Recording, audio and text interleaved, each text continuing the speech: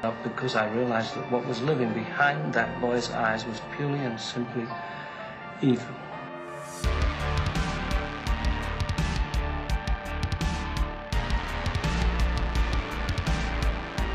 You thought the game was over, but it's only just begun.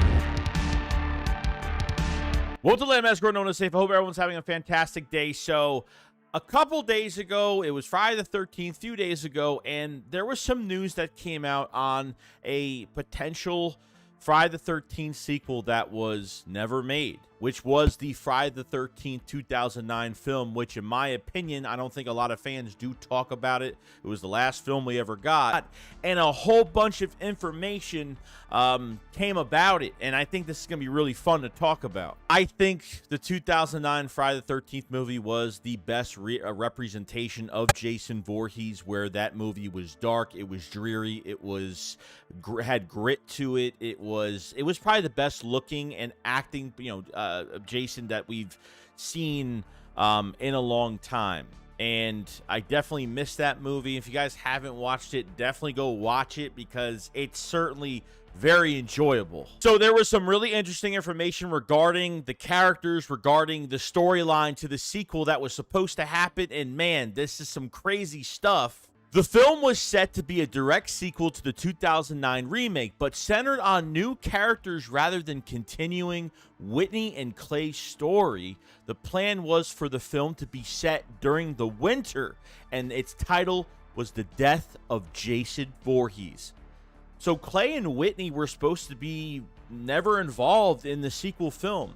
Now, at the end of the film, Clay and Whitney, killed Jason, put him in that, half of his head in the meat grinder, or, had his head in the meat grinder, threw his body in the lake, and then at the end, Whitney gets pulled from Jason before the credits start rolling into the lake, and they weren't going to continue that story. I really liked Clay's character that much. He was trying to find his sister the whole movie, saved his sister. His sister gets taken by Jason, finally dead at this point at the end of the film. It would have been so nice to see Clay get his revenge on Jason Voorhees and kind of, depending if there was going to be a big time jump, maybe 10 years, 5 years, something like that.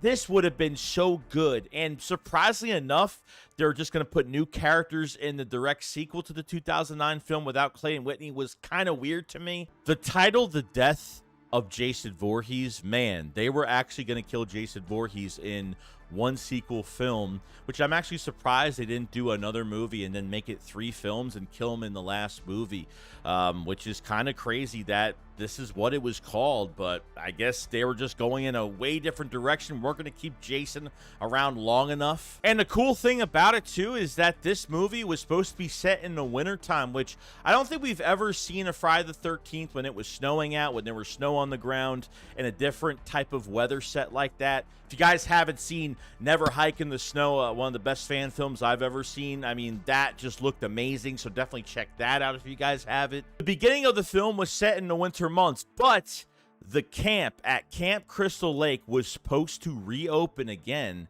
for all the camp counselors and the kids coming to camp. So we were actually going to get a busy, full camp movie with a lot of killings involved. So I thought that was pretty cool. Apparently there was a big creative kill in this movie that people were so excited for, and what they were going to release on the big screen was going to be mind-blowing. So let me read this. In this particular scene, a woman named Val is up on a zip line when she spots Jason Voorhees standing at the end of the line. Naturally, he cuts her in half as she propels towards him.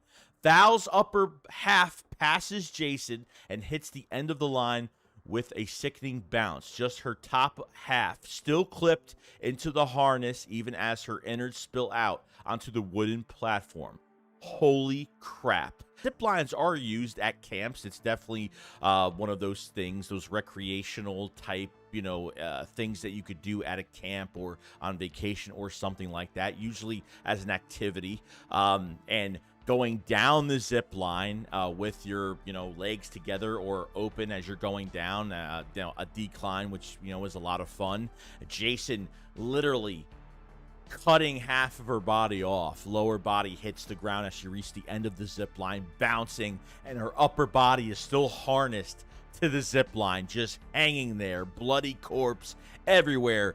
That is so cool. It makes me regret them not putting this out, because this would have been so awesome. Another mind-blowing thing that was supposed to happen in this movie too is that there were supposed to be some flashbacks of Pamela Voorhees with Jason's father, Elias Voorhees. We haven't seen Jason's father in any movie, any Friday the 13th movie. He hasn't been mentioned. We haven't seen any type of flashback of what happened, why did Pamela break up with the father, what happened. The only time we really found out about maybe what happened was the Friday the 13th game. There was these hidden tapes that you could find in the game.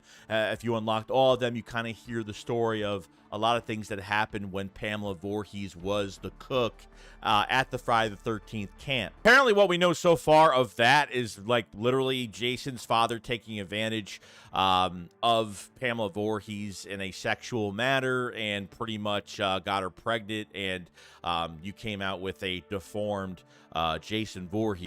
You said Jason was your only child, that's correct? Jason is my only son. And his father, deceased since 19... I don't know. I don't know where he is. You mean where he's buried, ma'am? No. I don't know where Jason's father is. I haven't seen him since he... Let me see that. Mrs. Voorhees, this statement says you are widowed, that your husband is dead. My husband was killed, but he was not Jason's father. So you were married before, ma'am? No. This man did not marry me. We met... It doesn't matter where we met. He held me down by my throat. He forced himself into me. He made me stare into his eyes as he... Raped you, ma'am? I tried to stop him. But he was too strong. It was his eyes. His eyes were...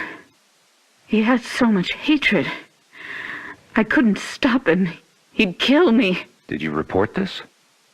Pamela, did you ever report him? What was done was done. It didn't matter anymore.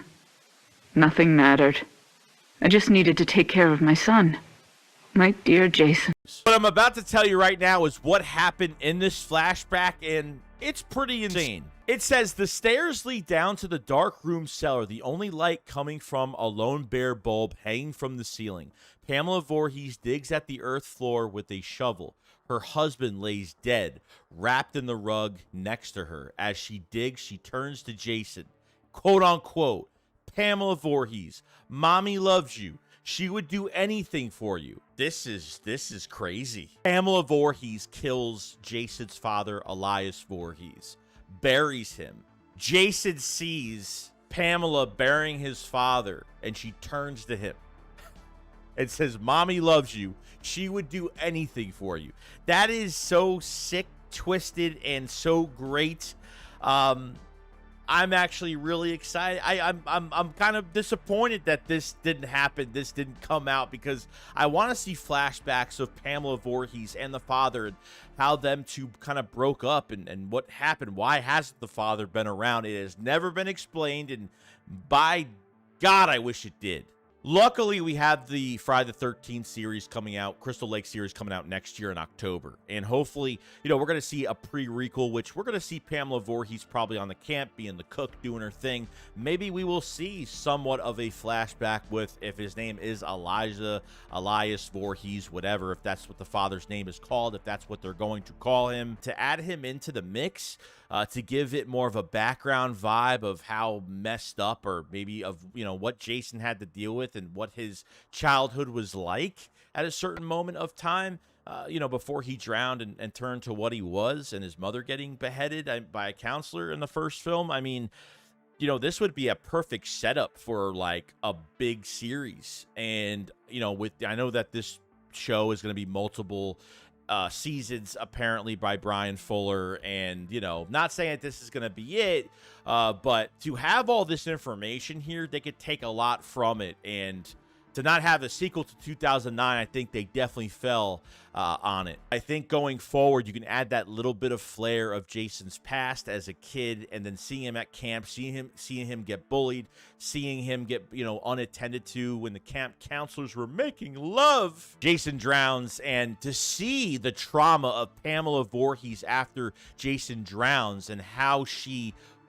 wants revenge, or how she plans this whole plan of attacking the counselors on this camp, it would really just make your heart pound at that. And I feel like that's what I kind of want to see. That's pretty much it. Did you like the sequel plans that were never made? And it was only going to be one sequel movie, and that was it. And then it would be the end of Jason Voorhees for a while till they came up with something else.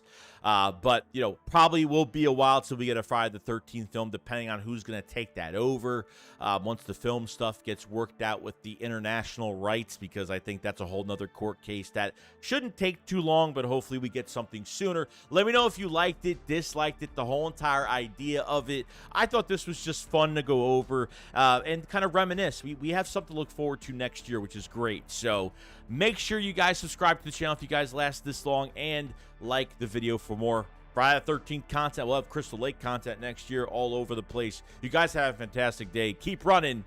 Peace out.